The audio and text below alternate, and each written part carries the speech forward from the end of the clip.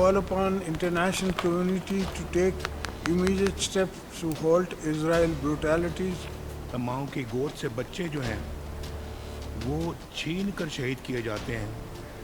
इस तरह की ब्रूटैलिटी या एट्रॉसिटीज़ हमने ज़िंदगी में कभी किसी जगह नहीं देखी। हमसे तो जनूबी अफ्रीका अच्छा हुआ कि जिससे आलमी अदालत इंसाफ में जाकर केस दायर किया और आलमी अदालत इंसाफ इसराइल के खिलाफ फैसला लिया और कहा जंग बंद करो, पीछे हट जाओ। स्कूलों को, मस्जिदों को, हत्ता के चर्चेज भी हैं, वहाँ चर्चेज को भी निशाना बनाया। तो ये इंसानियत के खिलाफ एक बदतरीन कोई अमल है जो इस वक्त इसराइल कमिट कर रहा है और इसे जेनोसाइड कहते हैं, इसके अलावा कुछ और नहीं। असां सभिनी खे गॾिजी पॉलिसी जोड़नी पवंदी। APC जूं सिफ़ारिशूं तरतीब ॾेई इस्लामी दुनिया सां राब्तो कयो वञे। ऐवान सदर इस्लामाबाद में फ़लस्तीनियुनि सां यकजहती लाइ आल पार्टीज़ कॉन्फ्रेंस JUI ऐं जमात इस्लामी तरफ़ां ॿ रियासती हल जी मुखालफ़त। सदर आसिफ अली ज़रदारी चयो त आलमी दुनिया इसराइली जारियत खे रोके। फ़लस्तीनी शहीद थी चुका आहिनि। इसराइली जारियत सां खिते जे अमन इस्तेहकाम खे शदीद ख़तरो आहे। नून लीग सरबराह नवाज़ शरीफ़ ख़िताब कंदे चयो त गज़ा जो मसइलो मज़हबी न पर इंसानियत जो आहे।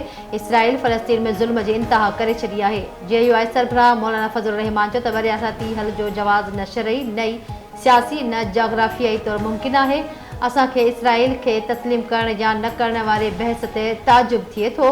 जमात इस्लामी जे सरबराह हाफ़िज़ नईमुर रहमान चयो त फ़लस्तीनी मामले ते सऊदी अरब सां ॻाल्हाए वञे। MQM पाकिस्तान जे सरबराह ख़ालिद मक़बूल सिद्दीकी चयो त इसराइल हर रोज़ मुस्लिम मुल्कनि जी गैरत खे ललकारे थो।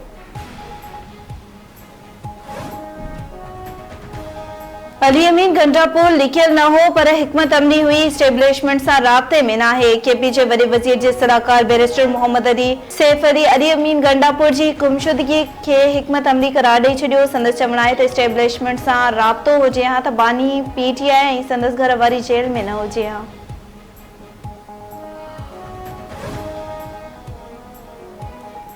सोशल मीडिया लाइक्स जे चक्कर में इदारनि सां खेॾियो पियो वञे। चीफ जस्टिस काज़ी फैज़ी सजा मारगला हिल्स नेशनल पार्क तौहीन अदालत केस में रिमार्क्स। चयाईं सिविल जज स्टे ऑर्डर जारी करे तौहीन अदालत कई।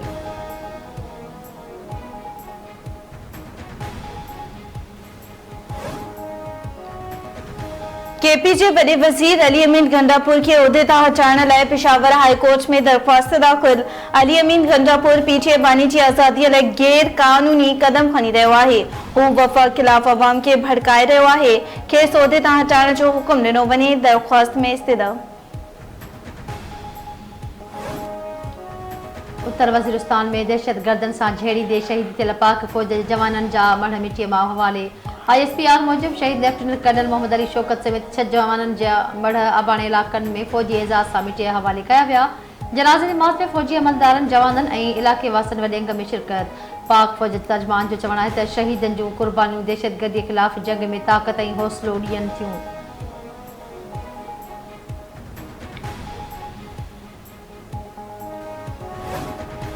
शेदादकोट बरसाउन कारे इल्ज़ाम हेठि बिठो क़त्ल ॻोठु ग़ुलाम रसूल मक्सी में जवाबदार वहीद मक्सी पिस्टल जा फायर करे नौजवान मिठल चांडियो ऐं भेण पीरानी मक्सी खे क़त्ल करे छॾियो। वारदात बाद फरार। रानीपुर में ज़्यादती बाद क़त्ल कयल निगरी फातिमा फरोज वारसनि जो केस कराची मुंतक़िल करण जी दरख़्वास्त। सिंध हाई कोर्ट ने निगरी फातिमा फरोज सां ज़्यादती तशद्दुद ऐं क़त्ल बाबति मालूमात नोटिस जी ॿुधणी। निगरी जी माउ ऐं पीउ जो चवणु आहे त ड्रेजारे ऐं धमकाए सुलहनामे ते सहियूं वरितियूं वयूं। केस खे अंजाम ताईं पहुचाइण चाहियूं था। केस कराची जे ETC मुंतक़िल कयो वञे। धुरनि खां ईंदड़ ॿुधणी ते जवाब तलब।